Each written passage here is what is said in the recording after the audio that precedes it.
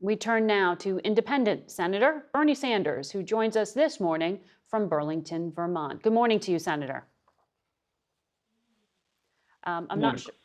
Okay, I think we've got your audio now, sir. Secretary of State Antony Blinken said that he sees a gap between Israel's stated intent of limiting civilian casualties and reality. And the Secretary of Defense said they could face a strategic defeat given civilian casualties. Is this vocal enough criticism from the administration in your point of view?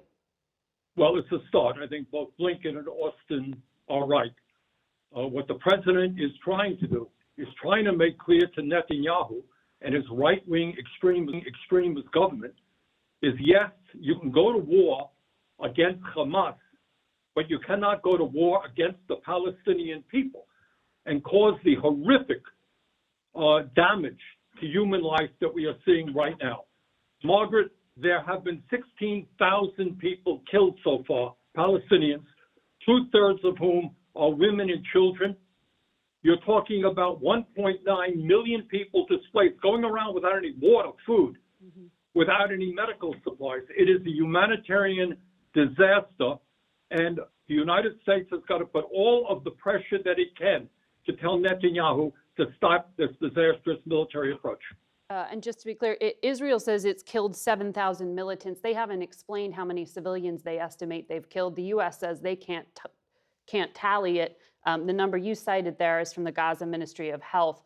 But the bottom line here is I know you have been very clear to your colleagues the U.S. should not provide more aid to Israel, to the Netanyahu government, with no strings attached, you wrote, because it would make the U.S. complicit. You said, quote, in an all-out war against innocent men, women, and children who have nothing to do with Hamas. What do you believe the Netanyahu government's intent is here? Hard to say.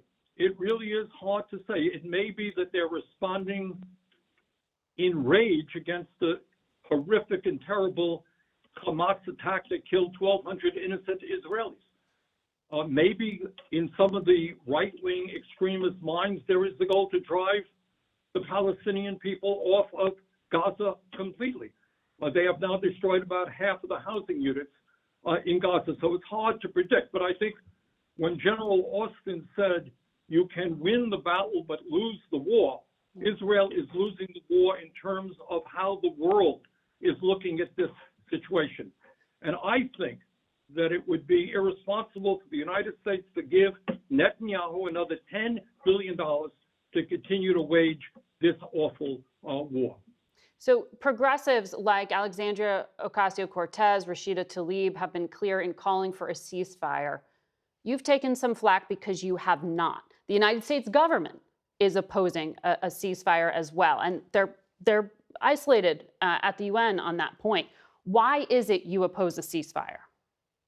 Well, first of all, I strongly support and wish and hope that the United States will support the United Nations resolution that we vetoed the other day. That was a humanitarian pause, a humanitarian ceasefire that would have, by the way, called for the release of all of the hostages held by Hamas and would have allowed the UN and other agencies to begin to supply the enormous amount of humanitarian aid that the Palestinian people.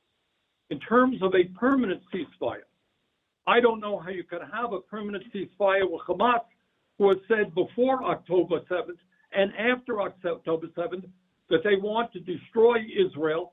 They want a permanent war. I don't know how you have a permanent ceasefire with an attitude like that. Okay, so the war you're saying against Hamas is justified in that way. I think Israel has the right to defend itself and to go after Hamas, not the Palestinian people. Okay. Would you vote against a version of the supplemental bill that President Biden is asking Congress for if it lacked the conditions on Israel aid you're calling for? Because you know there's other things it may be attached to, like Ukraine aid.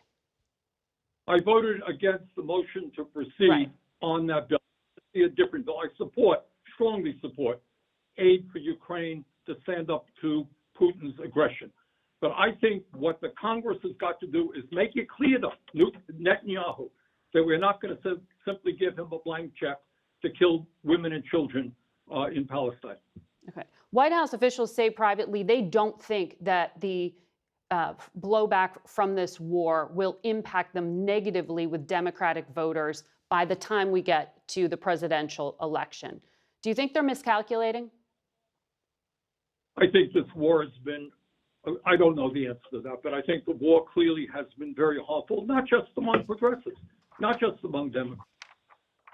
The American people were outraged by the Hamas attack against Israel, rightfully so. But they are equally outraged now by what Israel is doing. So you're seeing all over this country, people saying, why are we giving money to an Israeli government that is doing such awful things? Will it hurt politically? It might. At the end of the day, I think, Biden is going to win this election, but what's going on now is not helpful. I want to ask you about hate in this country and concerns around it. As you know, strong concern about anti-Semitism right now. Congresswoman Elise Stefanik had a really pointed question and answer with university presidents this week. One of those presidents has since resigned as a result of the fallout. I wonder your thoughts of how far free speech should be protected when it is calling for genocide. Well, I agree. Look, we believe strongly in free speech, and academia is an area where you're going to hear a lot of debate about issues that may make us uncomfortable. But at the end of the day, when somebody is saying they believe in genocide for the Jewish people or racist attacks against Black Americans, or et cetera, that is not acceptable. I think on a college campus where all of the students, Black, Jewish, whatever, Islamic, have got to feel comfortable on campus. Well, Senator, we're going to have to leave it there because we are running out of time, but thank you for very much. weighing in today and dealing with us through those audio problems.